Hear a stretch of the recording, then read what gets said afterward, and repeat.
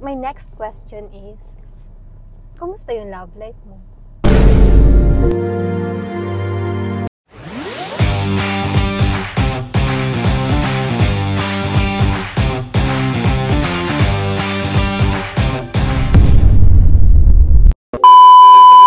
Hello guys! Welcome to my vlog. Ayan, kasama ko nga pala yung beshi ko. Hi! So for today's video, ang content namin ay walang kwenta. Since hindi nga pala kami masyado nagkakasama nito kasi sobrang busy sa work and magkaiba na nga pala kami ng pinag-i-stayan. Guys, ngayon nga lang pala kami nagkasama ulit. Parehas kaming Sobrang busy, Oo. ganun. ngayon lang talaga kami nakapag-catch up. Yes. So, today, magtatanungan kami about sa mga kanya-kanya naming life kasi ayun nga, hindi kami masyadong nakakapag-usap together. So, ikaw, kamusta ka na? Ako, okay naman. Surviving. Surviving talaga, no? Oo, kasi araw-araw may mga challenges na dumadating sa buhay mo. Ganon. And yung iba, sobrang bago sa'yo. Hindi mo alam kung paano mo iti-take. Hindi mo alam kung paano mo isa-solve. Ganon. Pero, all in, okay naman. Masaya naman. And madaming blessing na dumarating sa buhay ko. So,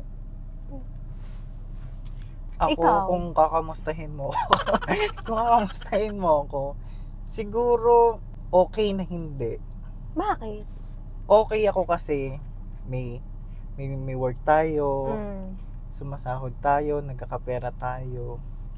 Hindi kasi sa buhay natin ngayon, hindi i-compare natin yung buhay natin dati na sobrang saya talaga na puro aral lang ginagawa natin. Ngayon kasi andito na tayo sa realidad ng buhay na kailangan natin magtrabaho, di lang para sa sarili natin. Syempre para din sa family natin.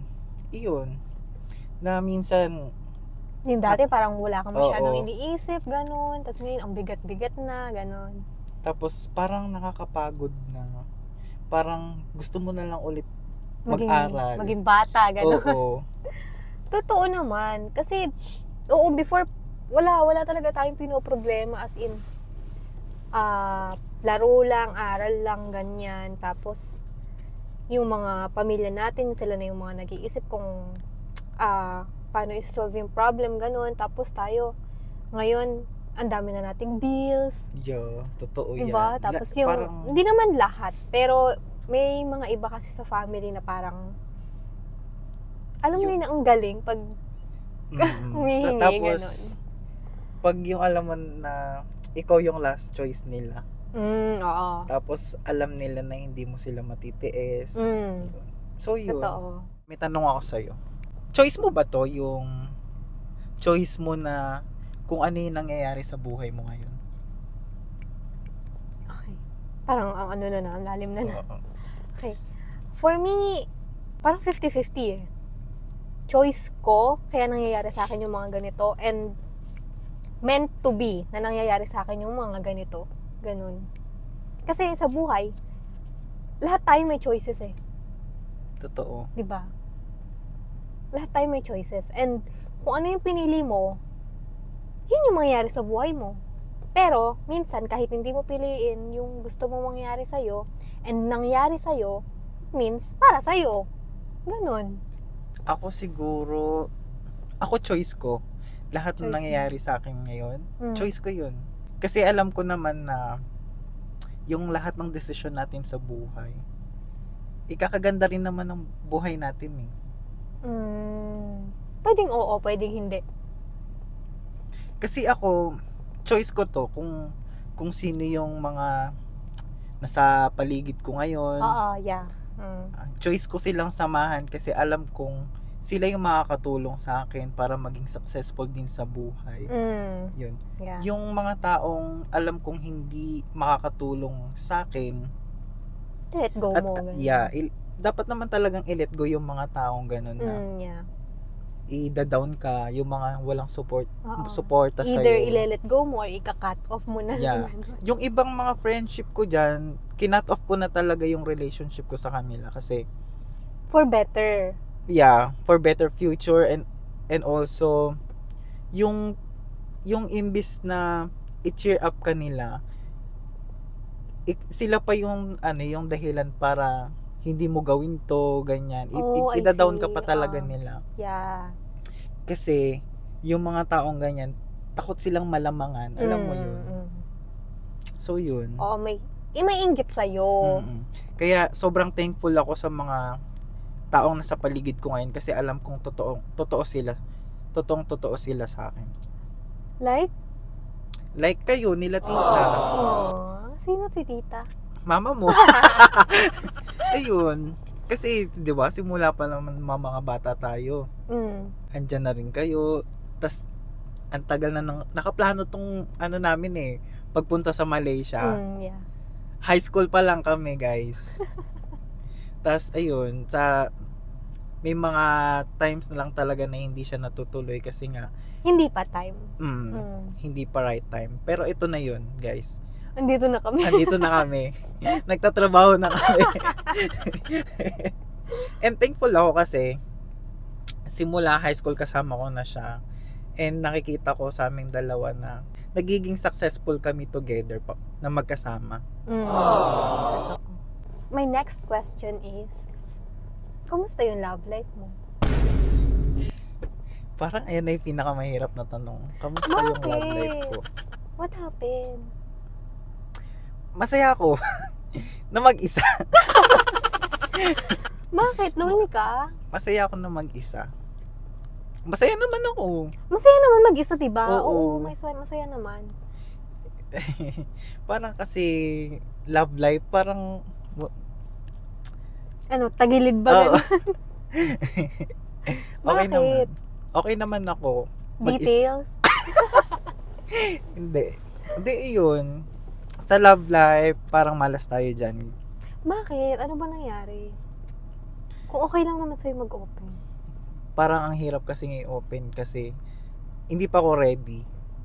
Ano ba? Hindi pa Complicated ba? Sobrang complicated ng sitwasyon ko when it comes to love life. Malas tayo dyan talaga, guys. Kaya nagfo-focus na lang ako sa work, sa mga friends ko, sa family. Yun. Pero okay ako, guys. Okay naman. Ikaw? Hindi ka lonely pero alone ka. Ganun ba? Hindi. Hindi ka lonely. Hindi ka Oo. lonely, oo. Okay lang naman maging mag-isa. Wala namang problema dun. Kaya nga sabi ko sa'yo, choice ko yun. Oo, Choice ko kung ano yeah. yung mga nangyayari sa akin. Kasi alam ko naman na darating yung time na magiging masaya din ako. Oo naman. Tama. Kaya ngayon, nire-ready ko pa yung sarili ko para pagka may dumating na pagkakataon, ready ako. Yes. Yun. Ikaw, alam kong may love life ka ngayon. Over. Hindi, love Ikaw, life. kamusta ka sa love life mo? Love life ko, grabe, iba to. Sobrang nito sa akin. Overwhelming. Ibang-iba ba siya sa mga nakarelasyon mo? Oo, iba-iba siya. I mean, alam niya kung ano yung mga dapat sa hindi dapat. Ganun. Sobrang mature niya. Grabe yung alaga niya sa akin. Tapos, basta, kapag kasama ko siya, alam kong okay ako, alam kong safe ako, ganun. Iba siya mag-alaga. Alam Siya mo na yung nakikita mong in the future na makakasama mo? the future. Hindi ko kasi masabi yung future eh. Sa bagay. Pero, choice ko na siya yung maging future ko. Choice namin parehas actually. Kasi napag-uusapan na din namin yung future ba. Pero, oo, madaming pwedeng mangyari. Pero, at the end of the day, kung choice nyo na ayusin and na mag-work kayo together, edi okay, ayun yun. Mas better. Oo, ganun. Tsaka mas okay yung open kayo sa isa't isa. Oo, tsaka kami dalawa ng boyfriend ko, hinahayaan naming mag-grow yung isa't isa. Ganun. Ako naman, may last question ako sa'yo. Okay. Ano yung biggest realization mo simula nung dumating ka dito sa Malaysia? yung dumating ako dito, ang dami pa palang opportunity para sa akin. Alam mo yun? Kaya, yung idea sa akin na, okay, gusto ko mag-for good ako dito sa Malaysia. Kahit hindi dito sa Malaysia, basta ibang bansa. I'm sorry, pero hindi ko talaga gusto mag-for good sa Pinas. Hindi talaga. Ayun. So Kasi- magkakahiwalay tayo in the future. Bakla, edi magbisitahan na lang tayo. Ikaw, anong biggest realization mo nung dumating ka dito sa Malaysia? Ako, ang biggest realization ko, na-realize ko na hindi pala madali ang buhay dito sa ibang bansa. Yes, totoo. Hindi madali. Kasi dati, di ba, pag umuwi si tita, parang, oh, wow, uuwi na naman si tita. Siyempre, pag uwi niya, maraming pera. Yes, ganyan. gagala na Oo, naman. diba? Gumagala Ganun tayo. yung mindset namin before. So, sobrang, yung kumbaga, tinitingala mo si tita na pag uwi ng Pinas, ang daming pera, Mm-mm. bili dito, bili Mm-mm. doon. Pero nung ako na yung nakapunta dito, tayo, hindi pala siya talaga madali. Hindi talaga. Kaya Lahat- totoo yung sinasabi ng mga parents natin na hindi sila nagtatae Oo, ng ng pera. pera. Kasi alam mo yun yung maski sentimo dapat pinagtatrabahuhan talaga nila dito. Ayun yung na-realize ko na hindi madali ang buhay pagka nasa ibang bansa ka kasi alam mo yun, kami na nagtatrabaho na dito, Malayo sa pamilya, ganyan. sacrifice talaga na Oo. matino. Tapos alam mo yung araw-araw nag-work ka na lang palagi. Wala kang choice kung hindi mag-work time Paulit-ulit to time. lang yung routine ng Yeah. buhay mo. Trabaho dito sa Malaysia. Ayun yung na-realize ko na simula pagdating ko dito talaga. Lahat pagtatrabahuhan mo. Sana sa video na to ma-realize nyo din na Grabe yung sacrifice namin. Hindi ng lang mga kami. magulang. Hindi Oo. rin naman, hindi lang naman yung mga magulang. May mga anak na Mm. nagsasacrifice din at nagtatrabaho ng maaga. Ganun. So yun guys, tapos na po yung aming chikahan. Sana nagustuhan nyo po yung video na to guys. And sana marami din kayong na-realize. And kung may mga mali kami sa may mga mali Mga- kami nasabi or may mali sa Oo, mindset namin, it's Kung- okay. Yeah. Kasi Sige, kanya-kanya sabihin naman mo, tayong mga okay lang. opinion eh. Thank you so much guys. Ayun, kung bago pa lang kayo sa video ko guys, please like, comment, and share.